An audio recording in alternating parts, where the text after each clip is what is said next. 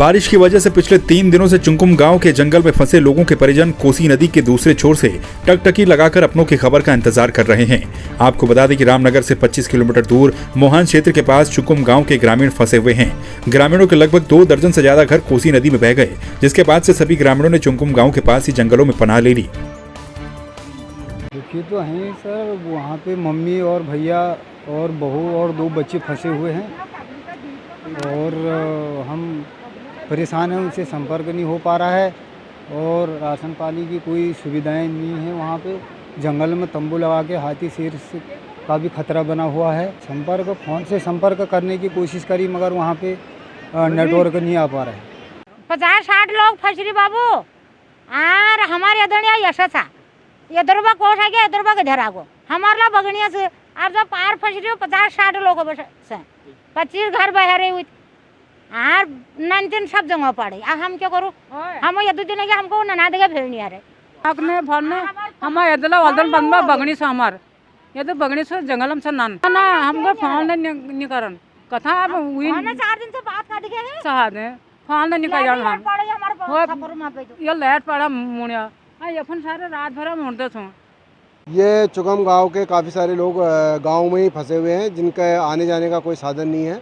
प्रशासन द्वारा इनको राहत सामग्री पहुंचाई जा रही है। जो भी राहत सामग्री प्रशासन द्वारा उपलब्ध कराई जा रही है हमारे द्वारा राफ्ट से उनके पास पहुंचाई जा रही है। किसी भी प्रकार के कोई भी जो भी सामग्री उनको चाहिए होगा प्रशासन उपलब्ध कराएगा। चुंकुम गांव के अलावा गड़जिया मंदिर के पास एक गाँव है जिसमें 4-5 लोग फंसे हुए हैं। उनको भी हमारे द्वारा राफ्ट से सहायता पहुंचाई गई है। उनको बताया गया है कि अगर वो वहां से बाहर निकलना चाहेंगे उसके लिए प्रशासन सुविधा उपलब्ध कराई जा रही है। जिलाधिकारी डॉक्टर विजय कुमार जोगदंडे ने चमधार में अवरुद्ध ऋषिकेश बद्रीनाथ हाईवे का स्थलीय निरीक्षण किया, जिसके बाद जिलाधिकारी के दिशा निर्देश पर रेखीय NH के अधिकारी और कार्मिकों के द्वारा युद्ध स्तर पर कार्रवाई करते हुए अवरुद्ध मार्ग को यातायात के लिए सुचारू कर दिया गया। जिलाधिकारी ने बताया कि भारी बारिश के चलते कुछ दिनों तक वन वे में यातायात को संचालित किया जाएगा। बहुत मेहनत जो है अभी यहाँ के जो NH की टीम थी इन्होंने सुबह से यहाँ पर सड़क को खोलने के लिए अपनी मशीनों को लगाया था। दोनों तरफ से मशीन लगाई गई थी और लगातार प्रयास करने के बाद में अभी ये यातायात के लिए खुला हुआ है और बहुत से यात्री अभी सड़क पर वेट कर रहे थे। उनसे भी बात किया तो उनके द्वारा बताया गया कि अभी यात्रा रूट खुला हुआ है और चमदार के पास जो बनता है वो खुलने के बाद से अभी यात्रा का जो रूट है वो यातायात के लिए सुचारू कर दिया गया। हरिद्वार में आम आदमी पार्टी के मुख्यमंत्री पद के उम्मीदवार कर्नल अजय कोठियाल ने तिरंगा यात्रा निकाली, जिसमें सैकड़ों की संख्या में आप कार्यकर्ताओं ने उनके साथ शिरकत की।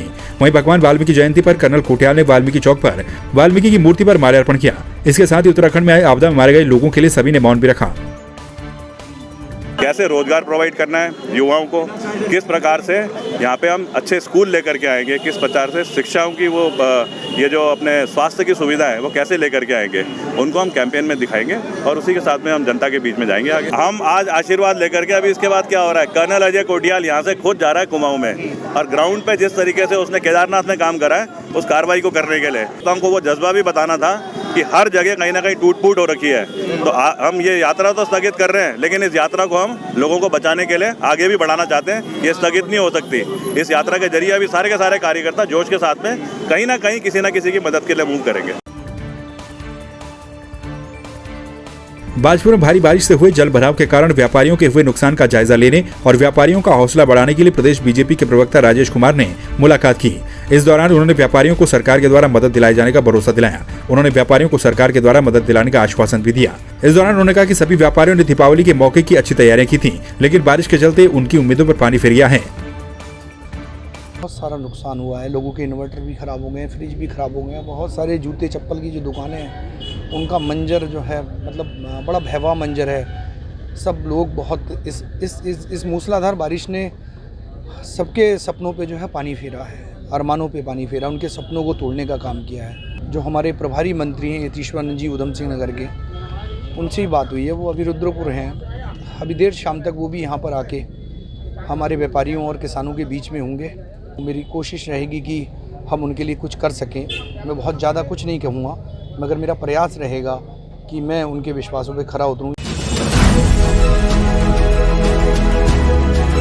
क्या है देवभूमि की जनता का मुंह? किसकी बातें हैं सच और कौन बोल रहा है झूठ? कितना बढ़ चला है प्रदेश में चुनावी पारा? कामकाज में कौन जीता और कौन हारा?